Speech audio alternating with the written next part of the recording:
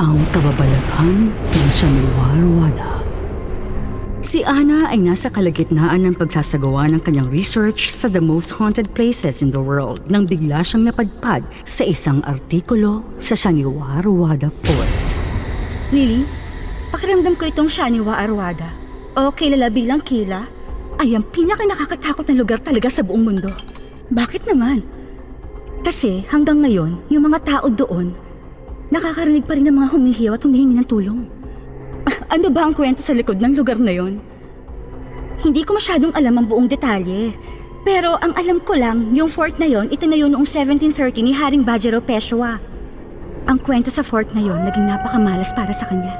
1 taon pagkatapos niyang itayo ito, ay niloko siya ng mismong anak niya na si Nana Sahib. Hindi lang yon, nahiwalay din siya sa kanyang asawa. Tapos namatay siya sa pagkabigla. Ibig sabihin yung fort pinagmumultuhan ng multo ni Bajero Peshwa? Hindi yun. Si Bajero Peshwa ay nagkaroon ng apo na nagngangalang Narayan Rao na 17 taong gulang pa lamang. Ang kanyang multo ang gumagala sa fort at sumisigaw ng tulong. Ano ba yung project story niya? Hindi ko talaga alam. Pero gagawin ko ang project na ito at aalamin ko yan. Pupunta ako sa India sa susunod na linggo at pagbalik ko, alam ko ang buong detalye. Pero paano kung yung lugar ay hindi talaga nakakatakot? May posibilidad na ganon. Pero nagtitiwala ako sa instincts ko. Dahil malakas ang putok ko, may kailangan akong alamin. Dumating si Ana sa India pagkatapos ng 1 linggo. Nakilala niya ang kanyang guide na si Vivek sa lungsod ng Pune. Miss Ana, maligayang pagdating. Salamat. Gusto niyo ba mag-check-in sa inyong hotel at magpahinga o dumiretso sa Shaniwar-Wada Fort? Shaniwar-Wada Fort.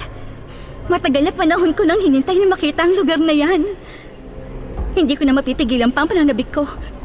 Sige, dumiretso tayo dun. Diba nag-request din ako ng isang eksperto? Nakipag-usap ako kay Professor Pinto. Marami siyang alam sa kasaysayan ng Shaniwar-Wada. Salamat.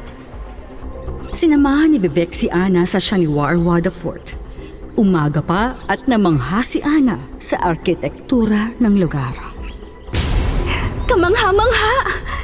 Gusto kong kapayapaan at katahimikan dito. Ligtas na sabihin na payapa kapag umaga. Pero sa gabi umaalingaw-ngaw ang mga tunog na nakakangbalang mga hiyawan. Talaga? Manatili ka ng ilang araw dito at magiging malinaw sa iyong lahat. Siya nga pala, ang inayos kong hotel room mo ay malapit dito sa fort. Para hindi mo makaligtaan ng mga tunog sa gabi. Matapos siyang inilibot, ay ibinaba ni Vivek si Ana sa hotel pagkatapos nagpahinga at umidlip. Nang magising si Ana, nagulat siya na napagtanto niyang gabi na. May narinig siyang kakaibang ingay. Kakamalabachwa! Kakamalabachwa! Kakamalabachwa! Natakot si Ana. Tumingin siya sa labas ng bintana, ngunit madilim at wala siyang makitang sinuman. Ang mga naririnig niyang ingay na ito ay tiyak niyang nagmumula sa fort. Kinabukasan, nasa hotel si Vivek para sunduin siya. Ano Ana? Kamusta naman kagabi? Sana'y nakatulog ka na matiwasay. Ang totoo, hindi masyado. May mga narinig akong ingay kagabi. Hindi ako makapaniwala. Naintindihan ko. Karamihan sa mga tao ay hindi.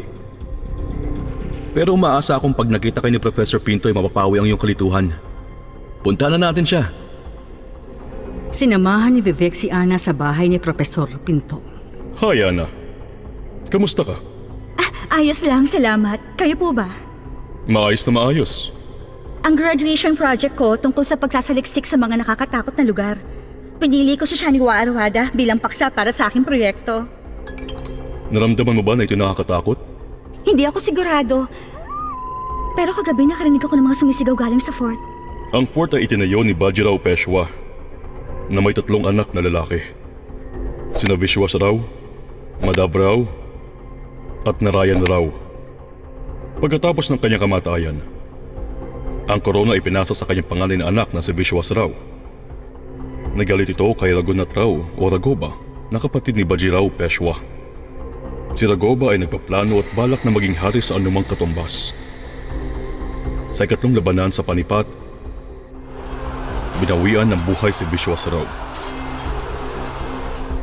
Sa ilang kadahilanan, sinisi ng kanyang kapatid na si Madhav Rao ang kanyang sarili sa kanyang pagkamatay. Namatay din siya sa gulat at pagdadalamhati. Ang natitirang tagapagmana ay si Narayan Rao, na isang batang 17 taong gulang. Kumbinsido si Raghoba na sa wakas siya ay makakoronahan bilang hari pagkatapos lamang ng kamatayan ni Narayan Rao. May naisip siyang malikot na plano. Ngunit nakuha ni Narayan Rao ang kanyang pangna. Kinuha niya ang kanyang tiyuhin o si Kaka bilang bilanggo at ikinulong siya sa fort. Hindi kinaya ng asawa ni Raghoba na iniinsulto ng ganito ang kanyang asawa. Siya ay lumabas para sa paghihiganti. Umupa siya ng ilang mamamatay tao para kumpletuhin ang pagkasagawa sa gabi sa Ganpati Visarjan. Ang mga pumatay ay pumasok sa silid ni Narayan Rao noong gabi. Tumakas siya, sinusubukan niyang takasan ang kanyang kapalaran. Patuloy siyang nagsusumamo na malakas, Kaka Malabatshuwa. Nang ibig sabihin ay, Tito, iligtas mo ako. Pinugutan ng mga pumatay si Narayan Rao. Tinadtad ng maliliit na piraso ang katawan at itinapon sa ilog. Mula nung araw na yun, ang multo niya ay gumagala na sa loob ng Shaniwar Wada Fort. Ibig sabihin, hindi umaalis ang multo niya sa fort? Sinubukan ng mga tao na palayain ang kanyang espiritu at mawala, ngunit parang ayaw umalis ng kanyang espiritu sa lugar na yun. Bakit naman? Kung bakit ayaw niyang umalis, siya lang ang nakakaalam. Nakita niyo na ba ang multo niya? Hindi pa. Pero nakarinig ako ng mga kwento. Ako, gusto kong makita. Mapanganib yung gusto mo. Alam kong mapanganib, sir. Pero gusto ko talaga siyang makilala. Nang gabing yon, nag-iisa si Ana sa fort. Sa kalagitnaan ng gabi, narinig niya ang mga hiyawan, kasabay ang mga yabag. Parang may tumatakbo sa tabi niya. Nararamdaman niya ang presensya ng isang tao sa kanyang tabi. Inipon niya ang kanyang lakas ng loob upang lumingon at tignan, ngunit walang tao naroon. Ang tanging nakikita niya ay isang madilim na anino sa paligid niya. Sinubukan niya ng gusto upang makita ang espiritu, ngunit nakatakas ito sa kanyang paningin. Kumbinsido si Ana na may kakaibang bagay doon. Hindi siya sinaktan ng espiritu, ngunit ibinigay nito sa kanyang ebidensyang hinahanap niya. Kinaumagahan, bumalik siya pauwi sa US noong gabing flight niya. Natapos na niyang kanyang pananaliksik. Hanggang ngayon, kapag naalala niyang nakapangingilabot na kapaligiran at sumisigaw sa Shaniwar Arwada, kinikilibutan pa rin siya. Talagang binigyang hustisya ng Shaniwar Arwada na maging pinaka nakakatakot na lugar sa buong mundo.